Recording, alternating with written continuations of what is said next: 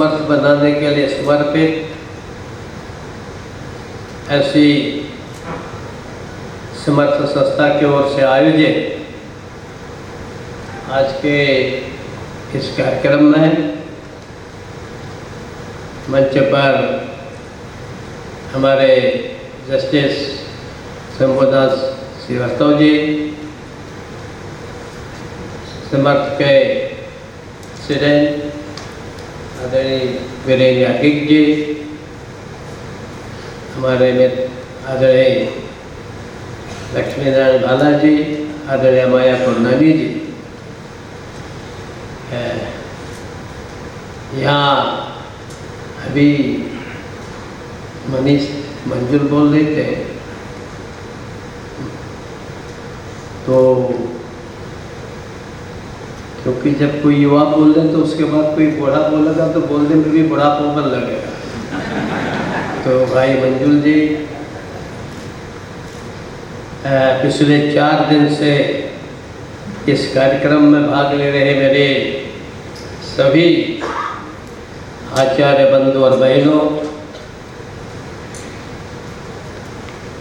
मैं सबसे पहले तो समर्थ के जो संस्थापक अध्यक्ष रहे हैं आदरणीय आनंद शंकर पंड्या जी और आदरणीय अंजलि पंड्या जी, इनको प्रणाम करता हूँ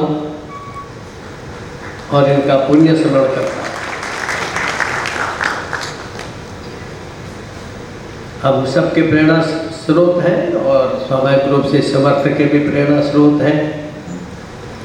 ऐसे प्रातः स्मरणीय स्वामी विवेकानंद जी और APJ अब्दुल कलाम जी को भी मैं प्रणाम करता हूँ। आप सब लोग यहाँ पिछले 4 दिन से हैं और आपने 16 सत्र कर लिए हैं। अब 16 सत्रों के अंत में मैं क्या कुछ बोल रहा हूँ, क्योंकि आप लोग इतना सुन चुके होंगे कि मुझे लगता है कि कुछ खाली भी बचा है क्या? तो सुन लिया तो सुनते सुनते सुनते 4 दिन की चीजें सबको तो याद हो गई होंगी। तो जो मेरे को सुनोगे तो कुछ बोलोगे तभी तो अगली चीज याद करोगे। ये बड़ा कठिन काम है।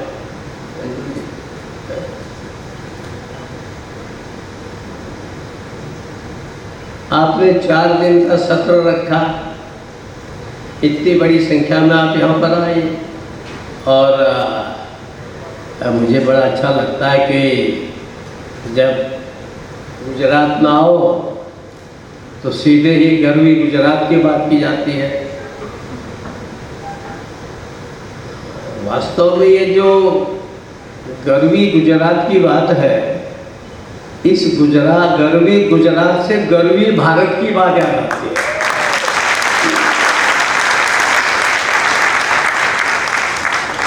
क्योंकि जब हम अपने पर गर्व करेंगे, अपने गांव पर गर्व करेंगे, अपने जनपद पर गर्व करेंगे, अपने प्रदेश पर गर्व करेंगे, तभी हम अपने देश पर भी गर्व कर सकते हैं। इसलिए मैं आप सब लोगों को बहुत बधाई देता हूँ कि जो मूल है उस मूल को छोड़ना नहीं चाहिए। और इस 4 दिन के अभ्यास वर्ग में मुझे लगता है कि हमारे बालाजी ने, हमारे याज्ञिक जी ने और बहुत सारे विद्वान यहाँ पर हैं, न्यायमूर्ति, सभी और लोगों ने भाग लिया होगा। तो मुझे तो लगता है कि 4 दिन में आप सब लोगों ने धर्म, अर्थ, काम, मोक्ष ये चारों पुरुषार्थों को सीख लिया होगा, प्राप्त कर लिया होगा। और इसलिए ये मान के चलता हूँ कि यहाँ आप लोग जब आए हैं तो बेसिक बात जो हमारे मुझे याज्ञिक जी बता रहे थे कि ये सब लोग स्वयं के खर्चे पर आए। ऐसा ही है क्या? ऐसा ही है। तो इसका सीधा अर्थ है कि ये जो समर्थ का, ये जो संस्था का प्रारंभिक उद्देश्य तो इसी में पूरा हो गया कि आप सब लोग समर्थ हैं, और नहीं भी है तो आपने अपने को समर्थ समझ करके अपना जो अत्यंत परिश्रम की पसीने की पूंजी है उसको लगा करके 4 दिन अपना यहाँ ज्ञान बढ़ाने, अपना योगदान देने के लिए आप आए, तो ये मान के चलेंगे कि अब समर्थ न केवल गुजरात को बल्कि सारे देश को ही समर्थ बनाएगा।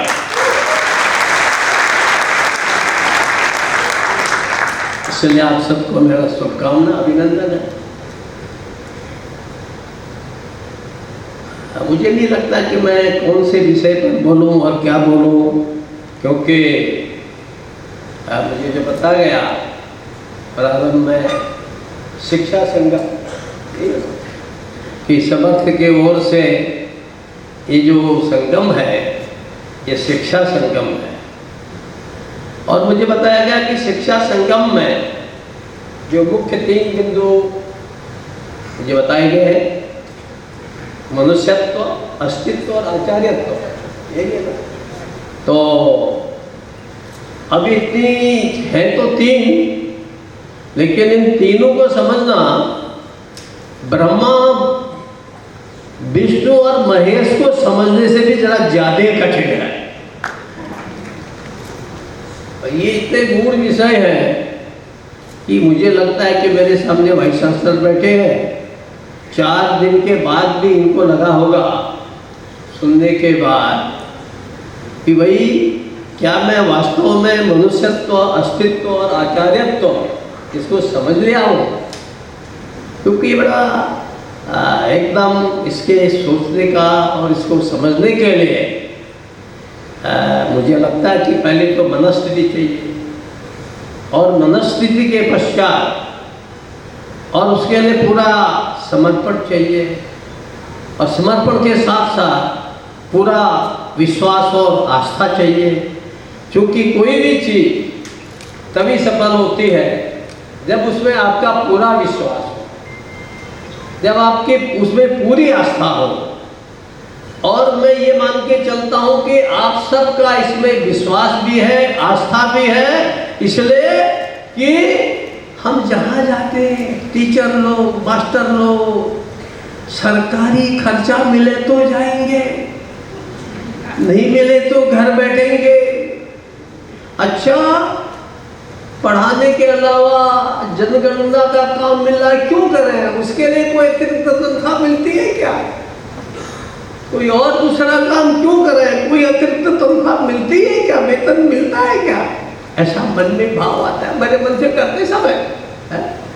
लेकिन यहाँ क्या है, यहाँ स्वेच्छा से, स्वयं की इच्छा से हम सब लोग आए कि हम गुजरात से, जैसे आजकल सारे देश के अंदर ये माना जाता है कि अपने मुख्यमंत्रित्व काल में आज के प्रधानमंत्री माननीय नरेंद्र मोदी जी ने एक मॉडल बनाया, और सारे देश में लोग कहते हैं कि यस, विकास का गुजरात मॉडल होना चाहिए।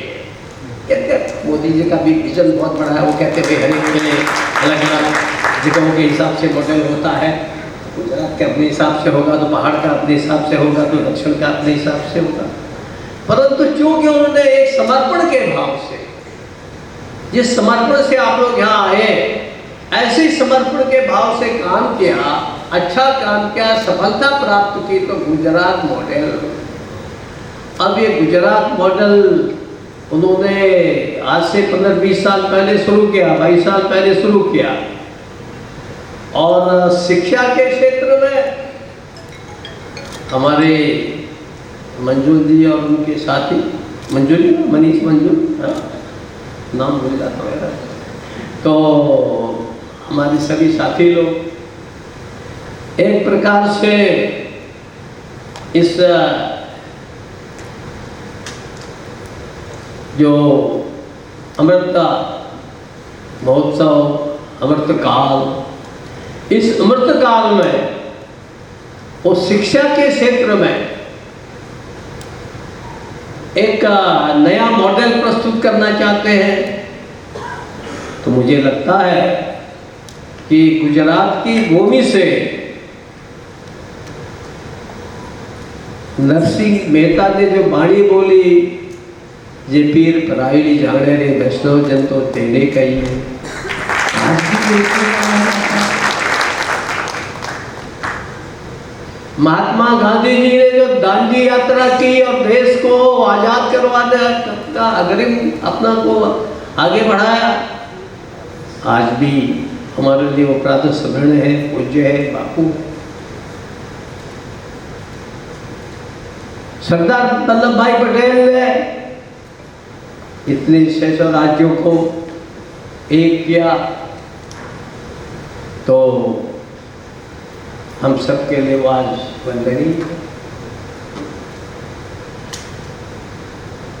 अब हमारे प्रधानमंत्री भी, उनके बिना आजकल दुनिया के जो बड़े बड़े कॉन्फ्रेंस है, जो G20 हो, कोई बिम्स्टेक हो, कोई और हो, वो होती ही नहीं है।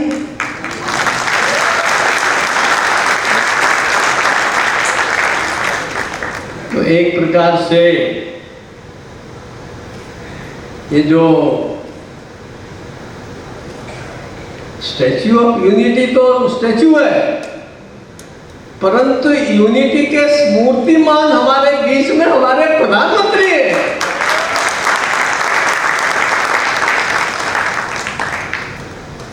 और वो इस स्तर तक कैसे पहुंचे? मैं कोई प्रधानमंत्री का गुणगान करने के उस हिसाब से नहीं बोल रहा हूँ यहाँ पर, मुझे उसको गुणगान करके कोई बहुत मिलेगा ऐसा भी नहीं, जो मिला वो भी छोड़ने को तैयार रहता हूँ, कहती देता हूँ। लेकिन ये सब क्यों यहाँ क्यों पहुंचे? आप इतने सब लोग यहाँ कैसे इकट्ठा है? मंच पर बैठने वाले किस भाव से बैठे, क्यों बैठे? हम लोग अध्यापक हैं, टीचर हैं, आचार्य हैं, तो एक प्रकार से हम सब ने, और विशेष करके जो हमारा नेतृत्व है या हमारे जो आदर्श लोग हैं, तो अनंत काल से, उनका नाम नहीं होगा, आदिकाल से लेके आज तक जो हमारे आदर्श हैं, उन लोगों ने जो कहा वही किया, जो किया वही कहा, और इस कारण से वो आदर्श माने जाते हैं। अब हमारे यहाँ, अब आप जानते हैं, आप लोग टीचर हैं और मैं भी एक छोटा सा अध्यापक हूँ, पैसा पैसा प्रोफेसर भी नहीं हो, पैसा भी नहीं, छोटा अध्यापक हूँ। इनमें से कुछ लोग प्राइमरी के होंगे तो वो समझ सकते हैं, प्राइमरी के कुछ नहीं तो वो समझ सकते हैं मेरी बात। ओके, मैं भी प्राइमरी का टीचर।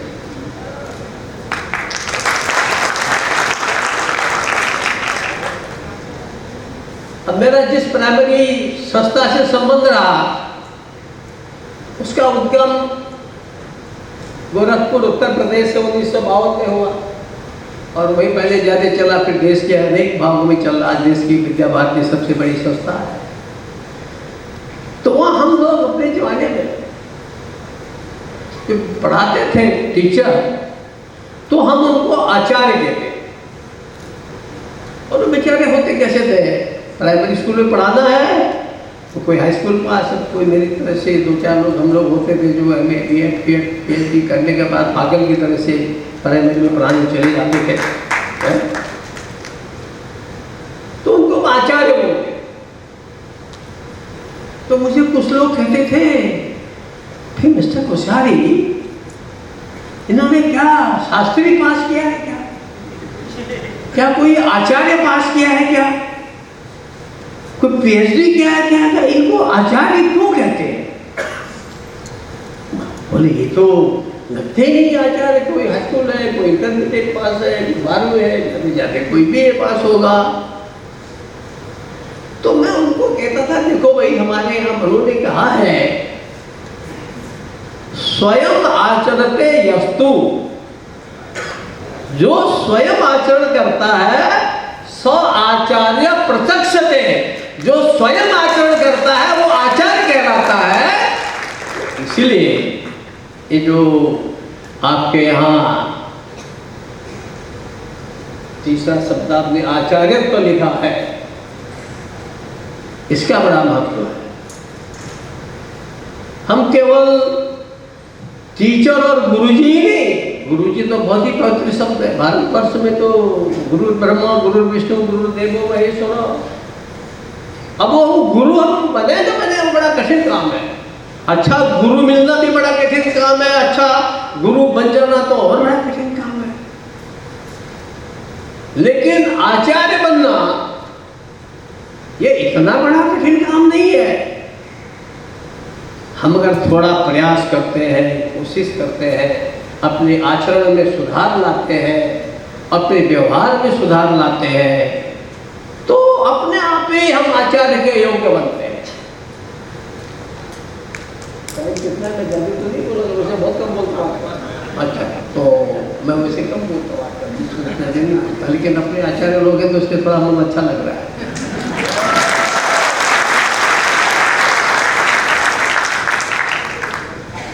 मैं अपने समुद्रों का संचालन करता था, तो मुझे पूज्य भावना ने पहाड़ भेज दिया, बोले जाओ वहाँ एक नर्सरी स्कूल है, उसको लेना है।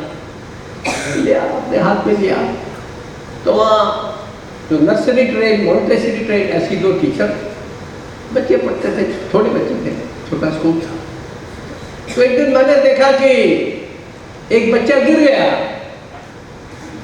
तो वो टीचर आया हमारे मेट को कहते हैं, वो जो देख रेख करती है, वो जोर से आवाज लगा रही, अरे आओ आओ, वो फला बच्चा गिर गया है।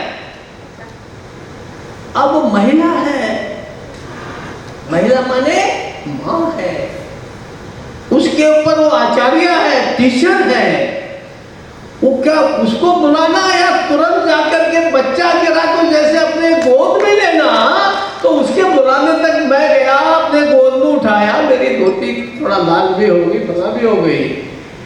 तो मैंने कहा ऐसे कहाँ तुम हो? यानी आचार्य का अर्थ क्या है कि उस दुख और उस दर्द को, उस बच्चे के कष्ट को एक माँ की तरह से देखना। आप पुरुष हो या स्त्री, ये अर्थ नहीं है, लेकिन आप आचार्य हैं, टीचर हैं, आपका आचरण ऐसा होना चाहिए, आपका हृदय ऐसा होना चाहिए कि उसको द्रवित होकर के और आप तुरंत उसके कष्ट को दूर करें। तो ये है आचरण, और इस आचरण से हम आचार्यत्व को प्राप्त करते हैं। और इसलिए मुझे ध्यान है, मैं आपको याद दिलाता हूँ। एक बार विद्यालय को मैं देखता था, एक बच्चा बीमार पड़ गया। उसकी माँ बोली आकर के कि ये तो बच्चा दवा नहीं खाता है, जरा वो अपने आचार्य जी को भेज दीजिए, जो घर में आते हैं, जो इसको पहुंचाते हैं, वो बोलेंगे तो खा लेगा दवा। और वो आचार्य जी घर में गए, और घर में गए, उसने कहा भैया जरा ये दवा खाओ ना। आचार्य जी ने कहा, बच्चे ने खा लिया, माँ के कहने से नहीं और आचार्य जी के कहने से खा लिया, तो ये क्या है? बच्चे के प्रति जो समर्पण है, शिक्षा के प्रति जो समर्पण है, अपने के कर्तव्य के प्रति जो कर्तव्य भावना है, उसके माध्यम से वो आचार्य बन गया। ऐसा मैं मानता हूँ, कोई जरूरी नहीं कि इसी साहब आप सब लोग भी माने, जस्टिस साहब भी माने, लेकिन दैट इज माय ओपिनियन।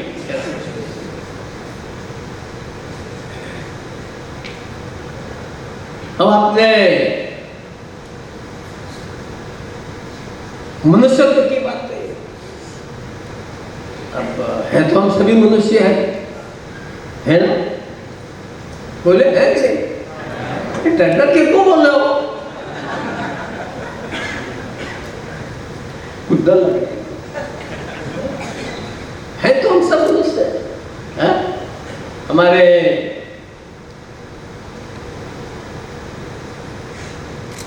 उन्होंने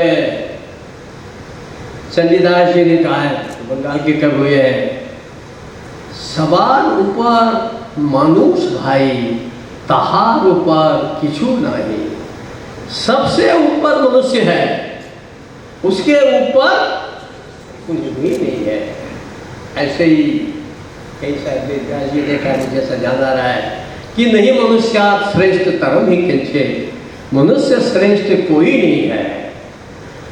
अब हम मनुष्य तो है ही, लोग कहेंगे आप मनुष्य है, ये तो बोलेंगे ना, हमसे क्या बोलेंगे, मनुष्य तो बोलेंगे। पैदा हो गए मनुष्य उस के रूप में, गाय के रूप में पैदा तो गाय, पक्षी के रूप में पक्षी, मनुष्य के रूप में तब मनुष्य। तो मनुष्य है क्या, हमारे अंदर मनुष्य तो है क्या?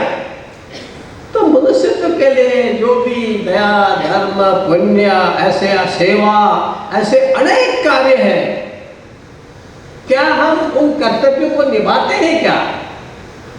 और मुझे लगता है कि जब हम उन चीज़ों को उठाएंगे, उन चीज़ों को सेवा के, उन मनुष्य जो चीज़ें हमको मनुष्य बनाते हो, दया धर्म अनेक उसके श्लोक है, बाकी बोलों का लंबा टाइम लगेगा। हम उन गुणों को अगर अपने अंदर लाएंगे तब हम मनुष्य बनेंगे। नहीं तो वो कहा ना किसी भक्त ने, साक्षात पशु कुछ विषाण ही ना। अगर ऐसे श्रेष्ठ गुण नहीं है तो हम क्या है, बिना पूछ के पशु है, जानवर है, एनिमल है। अब गुणों को मैं गिना दिया, आप सबको सीखना चाहिए, कोशिश करनी चाहिए, अनेक प्रकार के गुण हैं। तो हम उन श्रेष्ठ गुणों को अपने अंदर लाए तो हम मनुष्य हैं। अगर वो गुण नहीं है तो हम क्या है, साक्षात, सब जानते होंगे, बोलो पशु पुच्छ किसान है। ये हमारी स्थिति है। इसीलिए जो आपका लक्ष्य है शिक्षा संगम का, मुझे लगता है कि बहुत सोच समझ के आपने रखा है। और निश्चित रूप से यदि आपने हम सबको, जितने यहाँ बैठे हैं, यही नहीं पूरे देश को जो मनुष्यत्व है वो समझा दिया, यानी अंग्रेजी में भी कहते हैं, not only be a man but be a man with capital M. तो ऐसे जब मैन कहा जाता है उसमें वुमन भी आ जाता है, ठीक है, ये मकसूद में क्या है, और बल्कि मैन में केवल MAN होता है, वुमन में WOMAN, मैन से थोड़ा बड़ा हो जाता है, वुमन कहते हैं। एक प्रकार से ये जो मनुष्यत्व है, ये अगर हमने निर्माण कर लिया, आज दुनिया क्यों परेशान है, क्यों इतनी लड़ाइयाँ हो रही हैं, क्यों इतना युद्ध हो रहे हैं, ये इसके पीछे का कारण यही है कि जब हम मनुष्य नहीं बनते, मैं देवत्व की तो अभी बात ही नहीं कर रहा, तो बहुत अगली चीज है, वो तो बहुत बड़ी चीज है। जब हम मनुष्य ही नहीं बनते हैं तो फिर 5 भाइयों को 5 गांव भी देने को फिर हम तैयार नहीं होते, हम दुर्योधन बन जाते हैं, कौरव बन जाते हैं और फिर अपना विनाश करते हैं। इसीलिए वो मनुष्यत्व चाहिए। तो मुझे लगता है कि शिक्षा के माध्यम से जो आपने ये सोचा है मनुष्यत्व की बात, मेरा विश्वास है कि आप सब लोग इस दिशा में अगर प्रयत्न करेंगे, अपने व्यवहार से, अपने आचरण से, जो मैंने प्रारंभिक चीज बोली है, तो उससे आपका केवल आप मनुष्यत्व ही प्राप्त नहीं करेंगे, उसके कारण से हम अपना जो अस्तित्व है, अपनी जो एग्जिस्टेंस है, वो अपनी एग्जिस्टेंस भी हम स्थापित करेंगे, हम अपने को एग्जिस्ट कर पाएंगे, हमारा अस्तित्व होगा, हमारा अस्तित्व बचेगा और दुनिया के अंदर हम सिर ऊंचा उठा के चल पाएंगे। इसी को अस्तित्व कहते हैं। हिंदू जिंदा तो सब है, दुनिया में सर ऊंचा उठा के चलना, ऐसा अस्तित्व बनाना। और बाकी देवत्व के बाद साधु सन्यासी बोलेंगे, वो मैं नहीं बोलता हूँ, वो करनी चाहिए। तो मुझे लगता है कि उस दिशा में हम लोग प्रयत्न करेंगे, क्योंकि अभी मैंने कल कहीं पढ़ा तो एकदम मेरी नज़र पड़ी, बड़ा अच्छा श्लोक है, उसको मैं पढ़ता हूँ, उसमें लिखता नहीं कभी ऐसे, कल मैं लिख के लाया। दुर्लभम त्रयमेतत् देवानुग्रहमेतुकम मनुष्य मुमुक्षुत्वम महापुरुष संश्रयः। वो अच्छा श्लोक आता है वो कहता है कि मनुष्यत्व, मुमुक्षत्व और महापुरुषों की संगति ये बहुत दुर्लभ है, इसका हिंदी में अर्थ है। कल ही मैं ऐसे किसी किताब में से देखा तो मैंने इसे नोट करके लाया, मैं नोट करके लाता नहीं जनरली। तो एक प्रकार से वो कहता है कि मनुष्यत्व कितना दुर्लभ है, और मुमुक्ष यानी मोक्ष तो और भी दुर्लभ है, बहुत ही अति दुर्लभ है। तो और इसी तरह से महापुरुषों की संगति, इसको भी कहीं न कहीं अपने उसमें रखे, क्योंकि तुलसीदास जी ने सबने जितने भी संत हुए सत्संगति मुद मंगल मूला, सब सत्संगत से ही सब कुछ अच्छा होता है। इसलिए इसमें कहीं न कहीं सत्संगति को भी अगर आप जोड़ेंगे तो मुझे लगता है कि ये जो आपका काम है, वो जो उद्देश्य है उसमें वो आगे अच्छा रहेगा। और क्योंकि हम सब लोग जानते हैं क्या देश आगे बढ़ रहा है, और देश को बहुत आगे बढ़ना है, बहुत बड़ा लक्ष्य हमारे सामने है। हम उस दिशा में अपने स्वयं के व्यवहार से, स्वयं के आचरण से, जैसे भी गरवी गुजरात आती मुझे कहा, मेरे दिमाग में भी नहीं था, आती उन्होंने बोला गरवी गुजरात। तो जब मैं महाराष्ट्र में राज्यपाल बन गया तो मुझे चांसलर स्वाभाविक से बनना पड़ा, यूनिवर्सिटी का चांसलर। अब मैं विश्वविद्यालय, वहाँ विद्यापीठ बोलते महाराष्ट्र में, उनके कार्यक्रम में गया तो सारा संचालन अंग्रेजी में। अंग्रेजी में तो मैंने तुरंत डांटा, मैंने कहा मराठी नहीं जानते हो क्या? अब सारा संचालन वहां सब विश्वविद्यालय में मराठी में होता, अंग्रेजी में होता ही।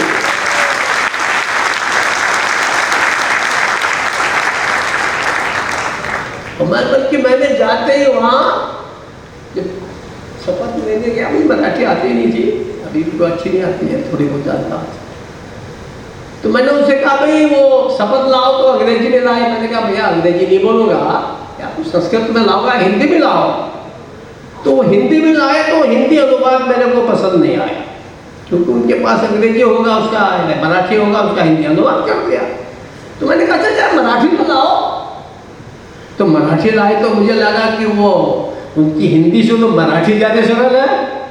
तो जब मैंने मराठी में वो शपथ ली तो उन लोगों के लिए आश्चर्य हो गया। अब क्यों? अब महाराष्ट्र में जा रहा हूँ, महाराष्ट्र में मराठी नहीं बोलोगे, गुजरात में गुजराती नहीं बोलोगे, बंगाल में बंगाली नहीं बोलोगे, तो कहाँ बोलोगे?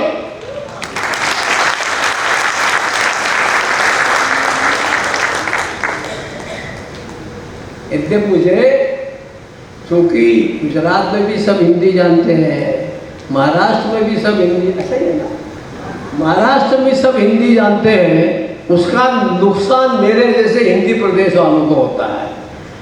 जब मैं शुरू में मराठी सीखने लगा तो बाद में जब मैंने कहा भैया मैं अंग्रेजी में भी, जो ये आपके बड़े बड़े लोग होते हैं चैम्बर शुगर, वहाँ थोड़ा अंग्रेजी संचालन करते हैं, तो जब मैंने कहा कि no I won't speak in English, I better feel connecting in Hindi, मैं हिंदी में बोलूँगा। तो हिंदी में बोलने लगा तो वो सब तालियां बजाने लगे। तो मैंने कहा जब मेरी हिंदी में ताली बज रहे हैं तो why should I speak in English?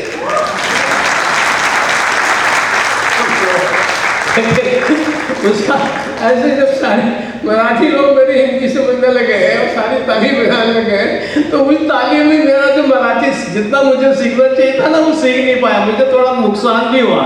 लेकिन फायदा मुझे ये भी हो गया कि भाई देखो अभी जो हिंदी है ये एक प्रकार से एक ऐसी देश को जोड़ने वाली भाषा बन गई है कि कहीं भी जाओ तो आप चाहे हिंदी अच्छी बोल पाओ या ना बोल पाओ, लेकिन आप हिंदी समझ लेते हैं। देश के 90% 80% लोग उसको समझ लेते हैं, 60% के ऊपर तो बोल ही लेते हैं।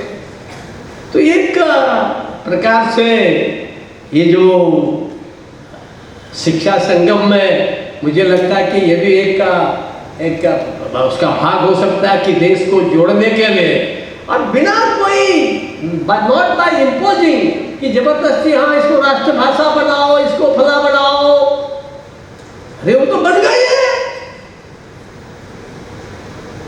ऑलरेडी बन चुकी है।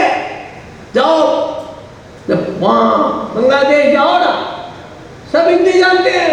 पाकिस्तान चले जाओ ना, सब हिंदी जानते हैं। मॉरिशस चले जाओ ना, सब हिंदी जानते हैं। त्रिनाड जाओ, सब हिंदी जानते हैं। एक दिन मैं थोड़ा क्या मेरे आचार्य लोग तो मुझे अच्छा लग रहा है अपने बीच में, मुझे अपने जैसे लोग देख के बहुत अच्छा लग रहा है। बहुत दिनों बाद अपने जैसे लोग दिखाई दिए मुझे। तो ऐसे ही क्या है कि हम सब लोग एक प्रकार से समाज में हमें आगे बढ़ाना है, समाज को ठीक करना है, तो अपने को ठीक करना है। और इसीलिए हम सबको ये जो आचार्यत्व की बात कही है, मुझे लगता है कि मैं कॉलेज के 1 साल की पढ़ाई पढ़ाने के बाद जब बच्चों को पढ़ाने के लिए आया, तो वहाँ ये लगा कि भाई हम जब अंग्रेजी किसी स्कूल में जाते तो इंग्लिश में कहा जाता है, अरे ये एटिकेट नहीं जानता है, he doesn't know manners, he has got no etiquette। और बच्चों को they teach etiquette and manners। लेकिन मेरा कहना है कि भाई एटिकेट एंड मैनर्स इनका अपना महत्व है, पर इन सबसे बड़ा अगर किसी चीज का महत्व है तो महत्व है सदाचार का। यदि आप सदाचारी हैं तो सब कुछ है। अब आपका एटिकेट बहुत अच्छा है, आपके मैनर भी बहुत अच्छे हैं, लेकिन अंदर से कुछ गड़बड़ है तो कैसे काम चले। इसलिए जीवन में सदाचारी बनना, और ये आचार्यत्व में भी सदाचारी है, उसके कारण से ही उस आचार्यत्व को प्राप्त करते हैं। तो मुझे लगता है कि हम सब लोग हमारे जीवन में हमारे अभी 16 संस्कारों की बात आपने बोली ना मेरे ख्याल से, तो 16 संस्कार, अब तो लोगों को याद संस्कार ही याद नहीं होता, 16 तो बहुत दूर की आगे की बात है। जब मरते हैं ना उसी समय संस्कार याद आता है, या शादी के समय थोड़ा तो याद आते भी नहीं है। तो इसीलिए हम अपने जीवन के अंदर, जिसको अंग्रेजी में कहते हैं वैल्यूज, जीवन के जो मूल्य हैं, वैल्यूज ऑफ लाइफ, क्योंकि संस्कार का कोई अंग्रेजी ट्रांसलेशन नहीं है। हो सकता है जज साहब ये कहते हैं, जस्टिस साहब, वाइस चांसलर बैठे हो, लोग विद्वान लोग बैठे हो, पर मैं तो आज तक संस्कार का कोई बहुत अधिक हाँ उसको जीवन मूल्य वैल्यूज ऑफ लाइफ, इससे पैरेलल उसको ला सकते हैं। तो हमारे जीवन मूल्य क्या है, उन जीवन मूल्यों पर हम कैसे आधारित रहते हैं, इस प्रकार से जब विचार करेंगे तो आज देखिए देश जब एक आचारवान, एक विचारवान, एक सदाचारी प्रधानमंत्री हमारे शीर्ष पर है, तो देश कितनी गति से आगे बढ़ रहा है, कितना हर क्षेत्र में जहाँ जाओ, जिस क्षेत्र में जाओ देश आगे बढ़ रहा है। दुनिया हमारा आदर करता है, सम्मान करता है, परंतु हमें सबसे पहले अपना सम्मान, अपनी माता का सम्मान, अपनी मातृभाषा का सम्मान, अपनी मातृभूमि का सम्मान हमें स्वयं करना चाहिए। यदि उस दिशा में करेंगे तो बहुत लाभ होगा। हो सकता है आजकल आप करते इंग्लिश मीडियम एक क्रेज चल रहा है, थोड़े डोंट वरी, थोड़े दिन चलेगा, खत्म हो जाएगा, चलेगा नहीं जानता, थोड़े दिन चलेगा। बॉम्बे में हमारे बहुत बड़ी यूनिवर्सिटी चलाते हैं, मैं उनका नमन करता हूँ, बहुत प्राइवेट यूनिवर्सिटी चलाते हैं, ख्यातनामा यूनिवर्सिटी। एक दिन नाम क्या गया, छोटा कार्यक्रम था, बड़ा नहीं था, उस सब अंग्रेजी में बोल रहे थे, टीचर्स लोग ही थे, ज़्यादा नहीं थे। बाद में मैंने उनसे कहा, बुजुर्ग है मेरे से, सया ने बहुत बड़ा काम किया उन्होंने, तो मैंने कहा why did you speak in Marathi, why spoke only in English? तो बोले तो भाई अब तो जमाना अंग्रेजी का है, इंग्लिश के बिना काम नहीं चलता है। देवी माता, इसलिए मैंने भी अंग्रेजी पढ़ी है। ये सोचता है जो तो पढ़ी ना, अंग्रेजी को पढ़ता है, संस्कृत पढ़ता जानता हूँ। और मैंने कहा ये बताइए कि मिस्टर फला फला, you speak in English, you teach English, you write in English, you think in English, now tell me do you dream in English? बोले नो नो मराठी में। सपना आदमी फला अंग्रेजी भी कहाँ आएगा।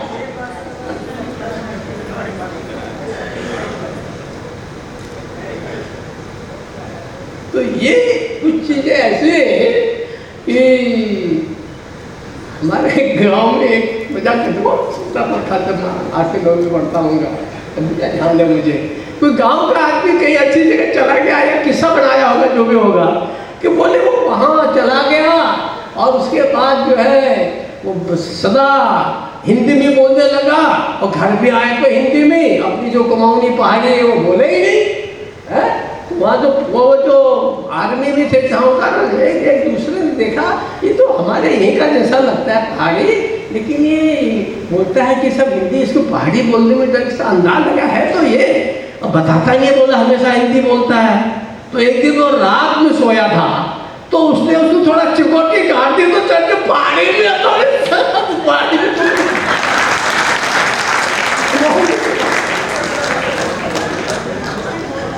अब ये ऐसी चीजें हैं, very minor things, small things, लेकिन ये छोटी छोटी चीजें ऐसे हैं जो हमको जीवन में शिक्षा देती है।